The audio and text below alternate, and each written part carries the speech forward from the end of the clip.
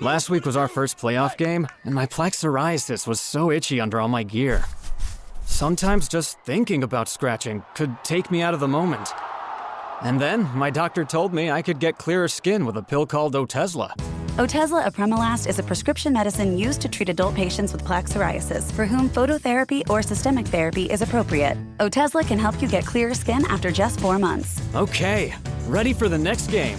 Talking to my doctor about a pill was a total game changer. Don't use Otezla if you're allergic to it. Get medical help right away if you have trouble breathing or swallowing, swelling of the face, lips, tongue, throat, or arms. Severe diarrhea, nausea or vomiting, depression, suicidal thoughts, or weight loss can happen. Tell your doctor if any of these occur and if you have a history of depression or suicidal thoughts.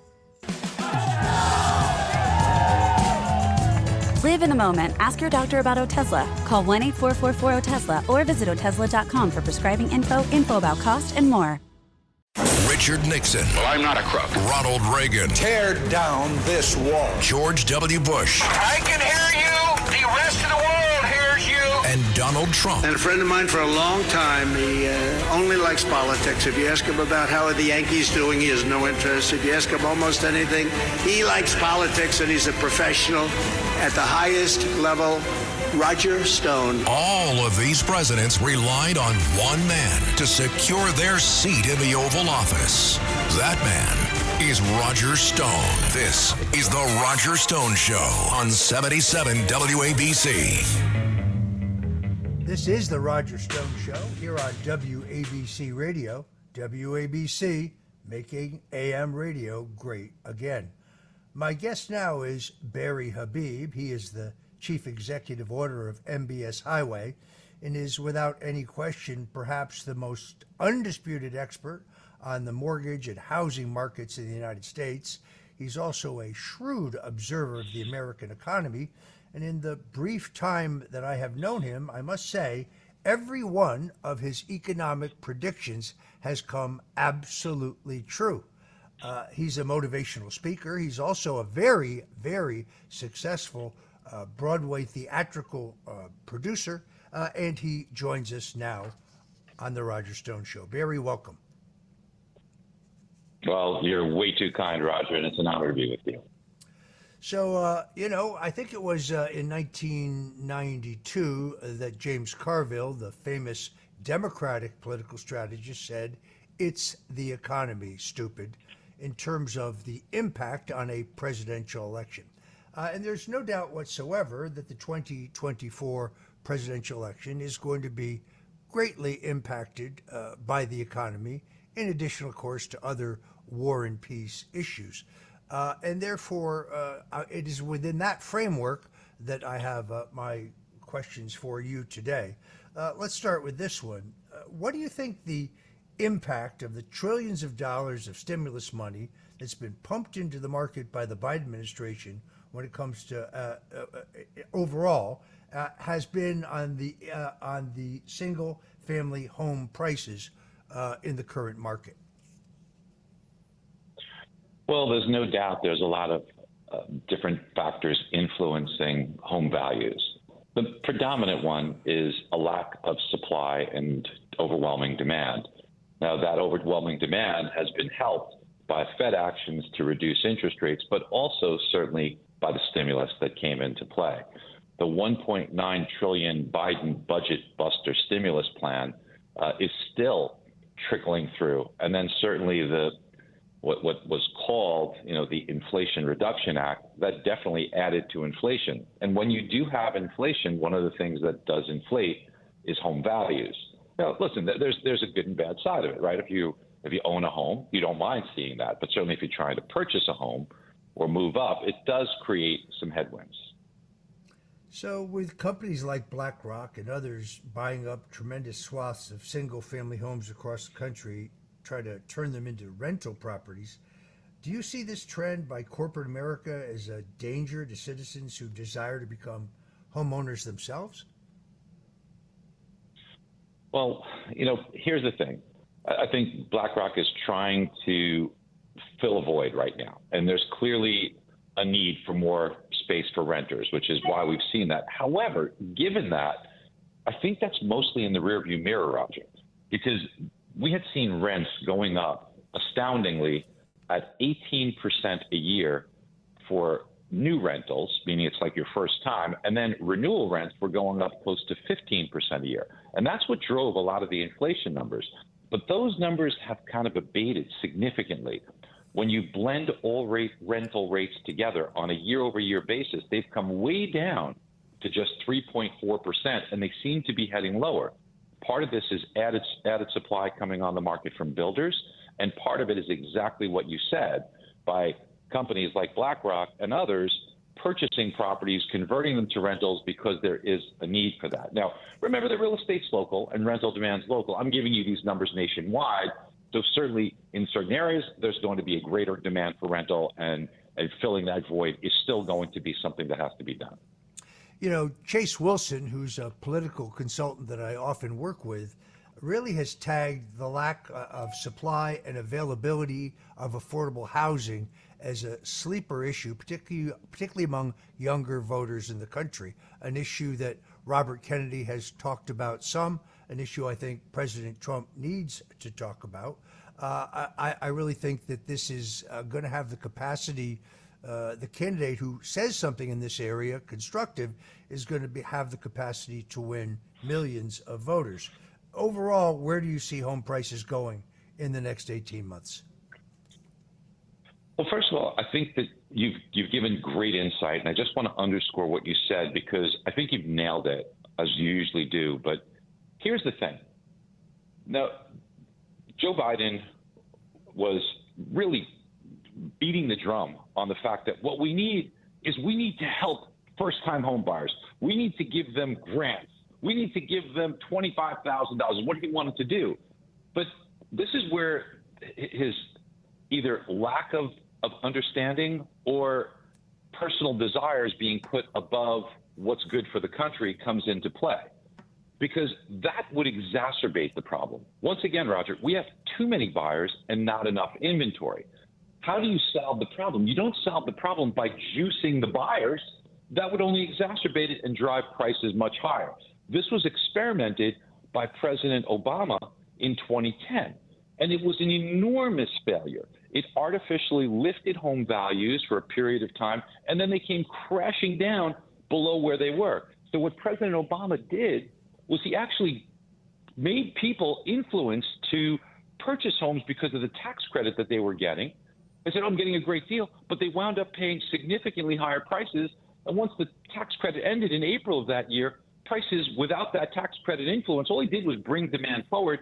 And with that void, prices came tumbling down. So those poor people that purchased a home thinking that, oh, I was getting a great deal, they were left holding the bag. And what President Biden has been trying to do is repeat that same playbook, which is going to only create an exacerbation of our current problem and disaster. Now, it might sound good if you're a voter that, hey, look, he's going to give me this, but it is not a wise decision. And before I talk about where we see the housing market, just one more point, please, on this, is that when we take a look at what could solve the problem, and it's something that most politicians won't touch, is that you have to help builders, because what's happened is the cost to construct lower price homes is, if there's not an impetus to do that, I'm not incented to build a lower price home. I can make much more money on a higher priced home, but the demand is needed on the lower priced environment. So what I would hope that someone would take a look at is and say, how do we address this problem? Can we, if we're going to throw money at this, let's throw money at subsidizing the construction and rewarding and the incentive to make it affordable for builders to construct lower priced homes, and now let people have the dream of home ownership at a better level. Okay, where's home values going? So I apologize for that. So I'm going to answer the question that you had asked me, and home values are going to continue higher. Now, many people thought I was crazy last year when everyone was predicting a crash and people were saying prices are going to drop 20%. Roger, the housing market is different. People don't really understand the housing market. It's a different animal. We had forecasted 5.5% appreciation last year, and everybody thought we were nuts. It came in at 6%. So not quite a bullseye, but pretty darn close. Our forecast for this year is 5.8% appreciation. And again, everybody thought we were kind of, off our rocker. But here we are. And from the beginning of the year in 2023 to halfway through the year, we've already seen about 3 to 4% price appreciation. So we're probably going to continue to see that. There's no crash coming. It's a basic issue of supply and demand. Too many buyers, not enough homes. If you're just tuning in, folks, this is WABC Radio, and this is The Roger Stone Show, and we're talking to Barry Habib, Chief Executive Officer of MBS Highway, and widely recognized as probably the leading authority on mortgages and housing in the United States. You know, Barry, I must tell you, you would never, ever make it in politics. You know why? You have this tremendous tendency to actually answer the question which you were asked. Let me ask you. Thanks, Roger. Let me ask you this. Are these loans known as NINA loans, no income, no asset loans, growing again in popularity since it will generate increased revenues for the financial industry in the short run? You know, Roger, there's really not an appetite for those, and we're not seeing those occur. They were very prevalent in 2003, 2004. And that's when they started to become widely used. And basically, what you could do is you could buy a home without verifying your income, without verifying your assets, without even if you had a job, with truly marginal credit. A credit score of 580 would pass. And if you don't know, on a relative basis, the average score of people in the United States today is about 660, 670. And for people getting mortgage today, it's about 720. So 580 is dramatically below what would be deemed good credit. So they were approving that, and no skin in the game, Roger. People were able to purchase homes with nothing down. So with no verification mechanisms, what was going on was people were buying homes completely speculatively. No intention to live there, no intention to rent it. Just, I'm going to buy this home in this hot housing market. And it was almost like tulip mania. You buy it and you're dumping it to the next sucker, right? So that happened, and home prices did continue to go up through 2004, 2005. But in 2006, as everybody jumped on this bandwagon, the music stopped. Builders built more homes than they ever had in our history, 2 million homes. And then what was also interesting was it was like a perfect storm, because in 2006, demand for housing dropped precipitously. And there was a reason for that. You see, the median age of a first-time home buyer is 33 years old. In 2006, there was a dearth of 33-year-olds, and there's a reason for that. It's because in 1973, 33 years earlier, birth rates dropped due to Roe v. Wade. So as Roe v. Wade came to be in 1973, much fewer births by like 1 million, and as a result, in 2006, at the prime age of buying a home, there were 1 million fewer buyers at the same time that builders built 500,000 more homes than they ever built at the same time. So it was a house of cards that collapsed under this weight. Now, we don't have anything like that today, and there is not an appetite for those types of NINA loans that you mentioned. So lenders are standing clear of those. There isn't an appetite in the secondary market for them. So that's good news. We're not seeing those type of speculative loans. So to sum this up, would be fair to say you do not see a repeat of the trend that ended up in the market crash of 2009, where borrowers were not required to show income or assets in order to qualify for loans. You're 100% right. I do see that. So I see three basic differences. One is the one that you just perfectly articulated, is that there is not going to be those type of easy money loans which then deteriorate the quality of credit and could cause borrowers to default easily. So that's not there anymore. The second is, as I mentioned, the demographic situation. 2007, 2008, you had much too much building, not enough demand. We have the opposite here today.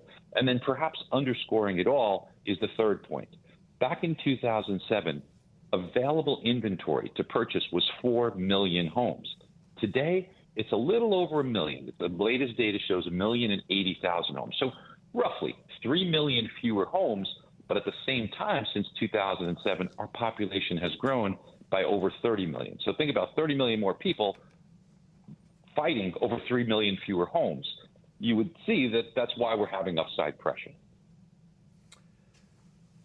So when I saw you several months ago in Palm Beach, you told me that Republicans should not count on the inflation rate as an issue. You made an eerily accurate prediction about where the inflation numbers would go.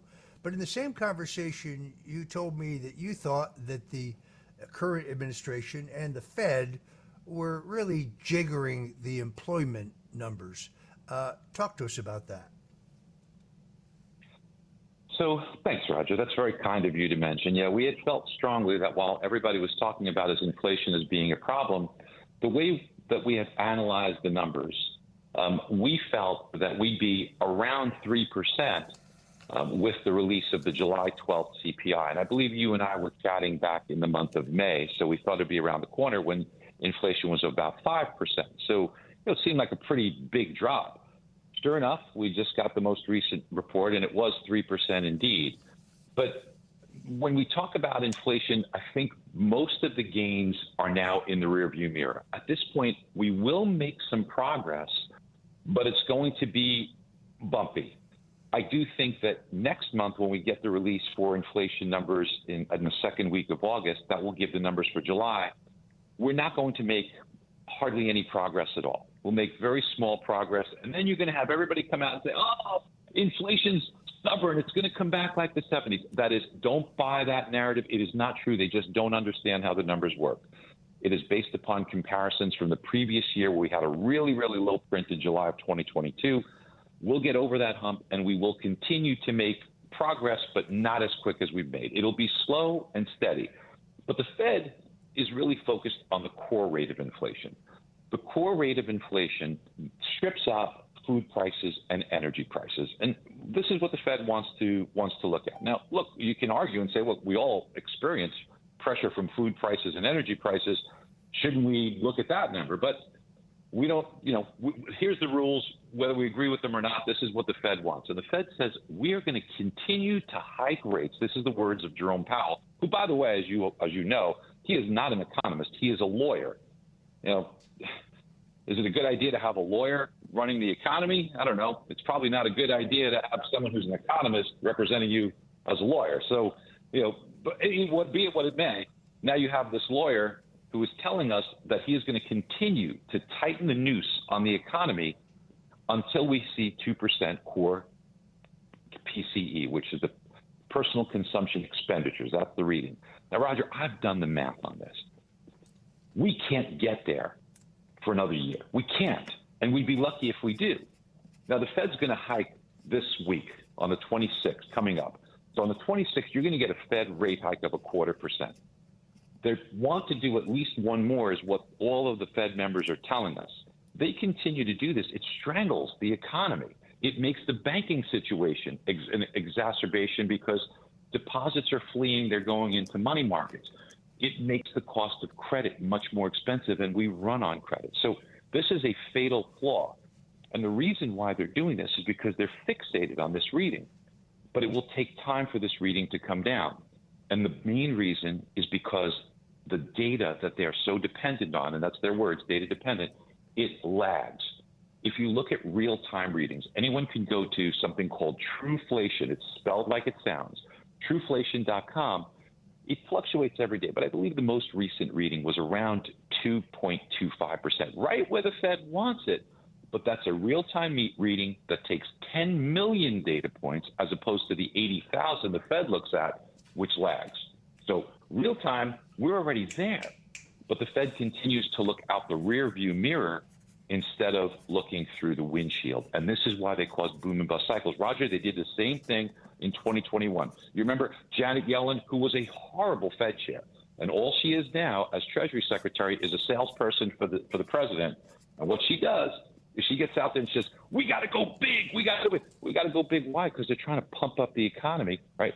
But at what cost? The cost of our future. And so what they did is they make this fatal mistake. They keep interest rates too low, too long. They do all this excessive quantitative easing, and they created all the inflation we have. They've created the bank failures. And now the Fed, panicked that they screwed up, is trying to reverse it, but they're making the same fatal error in reverse. They're looking at lagging information. When they kept rates too low, too long, they were looking at lagging instead of current information. Current information on rents, they were going up at 8% a year. The lagging information showed them going up at 2% a year. So therefore, they said, oh, we've got so much time. Now, you asked about the job numbers. Well, the job numbers, boy, it's a head scratcher. It's a head scratcher in a couple of different ways. Back in February, just 4 days before the State of the Union address, we get a jobs report. Now, Roger, I just continued to scratch my head on this, but buried in the report, you have to really dig, was something called population control effect. That sounds like it should be in a sci-fi movie. And what it did was it artificially added 810,000 jobs. That's a big difference. That caused the unemployment rate to drop rather significantly. Now, were there 810,000 jobs created? They were, but they were created in the first quarter of 2022, but we were given those numbers in February of 2023. Why? I don't know. And, listen, is it a coincidence that was 4 days before the presidential address of the State of the Union? Maybe, maybe not. Now, but every one of these jobs reports, you have to dig deep. The jobs numbers are not as strong. For example, in the last jobs number, of all the jobs created, and there was a little over 200,000 of them, 450,000 were part-time jobs. So if you net that out, that means we lost about 200,000 full-time jobs. This does not smell like a strong labor market to me if people are taking part-time and they can't get full-time jobs and we're losing full-time jobs. Very well said. This is why I heed your advice when it comes to the economy. Now, you are not only and an expert on the mortgage and housing market, but you have also produced one of the longest running, one of the most successful shows, both on Broadway and off Broadway, Rock of Ages.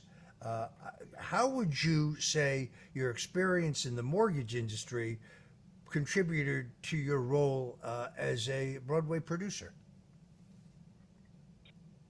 Well, Roger, I grew up really poor. My parents are immigrants. I'm first generation born here. And, one of the things I did as a kid, I used to sell stereo equipment out of the trunk of my car. So there's a lot of very valuable lessons that you learn when you kind of just hustle and you learn by trial and error. And there's a lot of lessons that you learn in business. One of the first things I learned as a kid selling stereos out of the trunk of my car is when something went wrong as electronic equipment typically does. Here I am, this young kid, but I would give people my phone number, and they would never expect that I would drive back out and replace or fix what it was, but I always did. And when you do that, people all of a sudden, they almost feel obligated to either buy more stuff from you or to refer others to you because it's just that law of reciprocity. So one of the early lessons I learned is when something goes wrong, it doesn't mean it's bad. If you handle it correctly, you could actually turn any chaotic situation or wrong situation into either a lesson or some sort of an opportunity. And that's what I tried to do. That's what I tried to do in my career in the mortgage business. With Rock of Ages, I tried to observe things. So I would observe people coming into the theater, and they would come in a little late. They'd pay $15 for an alcoholic beverage. And then the lights would come on. They'd have to get in their seat, and you weren't allowed to take your drinks in the seat. So they had to guzzle it down. I'm already giving them an unpleasurable experience that now I have to win them back over. So why not allow drinking in the seats? But, unions and this and that. I fought, and I was the very first show in Broadway history I negotiated to allow drinking in the seats. We actually had shot girls coming around so people could have a good time. And now they all do it. So making observations, Roger, one of the things that I did was I had a medical imaging company and a business that I built and sold it. But in that business, what I noticed was people who would go for scans, they would feel anxiety afterwards and waiting for results. And, unless you have your doctor's cell phone number, which few people do, your mind plays the worst part of it and where you think the worst. So why make people do that? So when I opened these medical imaging centers, I thought we were innovative. We had a radiologist right there that would sit you down, read you what happened right afterwards, right after you got dressed. You knew if it was good news and you could take a breath, or if it wasn't good news, you had a plan of action. So these are just some of the lessons that I learned, Roger, and there's many of them. I put a ton of them in my book, Money in the Streets, which is what immigrants hear when they come to the U.S., right? Oh, my gosh, America's such a rich country. There's money in the streets. And what my mom used to tell me when I was a little boy, says, you believe it? We thought there was money in the streets. And she would laugh, but it was sad. But before she passed away, Roger, as I learned some of these things and learned that there's opportunity everywhere, I said, Mom, you were right. There really is money in the streets. You just need to be able to see it, pick it up, and do good with it. Well, I've often said that politics was show business for ugly people. How would you say you have experienced or observed parallels between the worlds of finance and the world of the theater?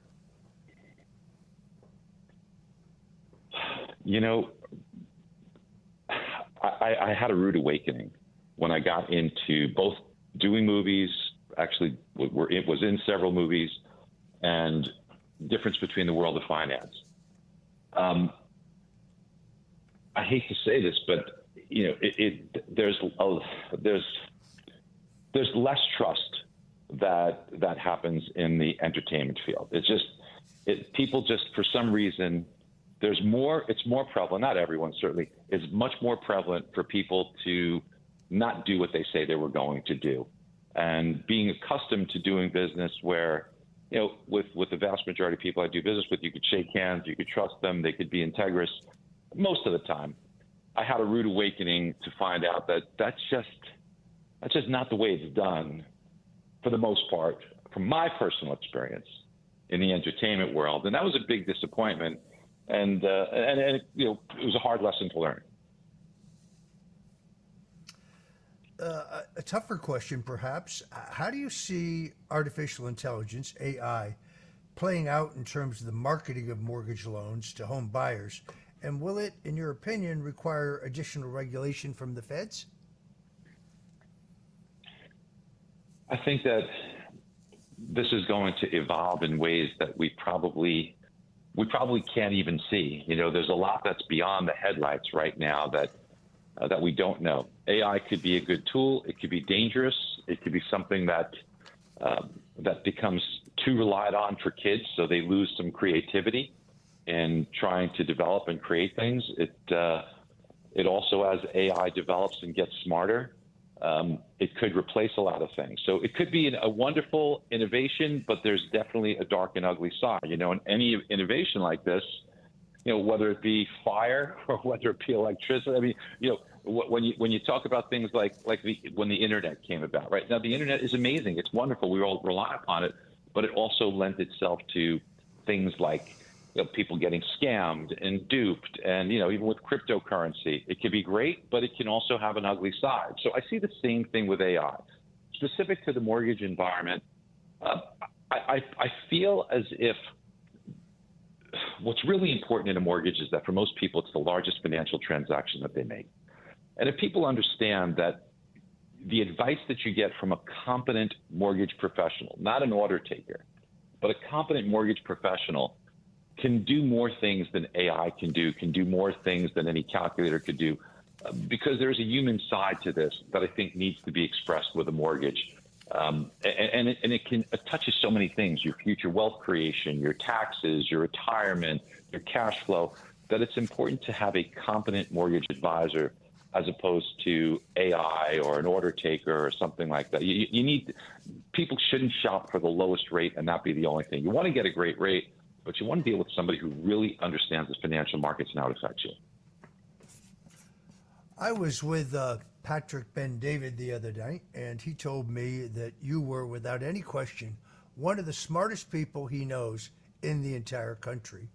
When it came to any economic matter, he was very highly complimentary, and he was very excited for me that you were going to join us today on the Roger Stone Show. So, Barry Habib, I want to thank you for your time today. Clearly, I think very, shall I say, revelatory in telling people where the mortgage and housing industry is going in the country and how it might impact the next election. Thank you so much, Barry, for joining us on the Roger Stone Show. Roger, it is absolutely a privilege. God bless you and everything that you are doing. And a shout out to my dear friend and just an icon, Patrick Bet-David, who is just a brilliant innovator. Thank you so much. Folks, that was Barry Habib. Just to remind you, you're on WABC Radio. We are on the Roger Stone Show, of course, and you can listen to us by going to 770 on the AM dial if you are on the in the New York, New Jersey, Connecticut area where I grew up, or if you're out of town, go to the WABCRadio.com website. I really suggest you get the WABC 77 radio app, and then you won't miss any of this great programming. So right now, go on your cell phone, call a friend, call a family member, or send them a text and tell them to tune in if they live in the area, or to go to the WABCRadio.com website to listen to the balance of the Roger Stone Show. Joining us shortly is UFC welterweight champion Colby Covington, who's headed for a big fight, I think, in Madison Square Garden.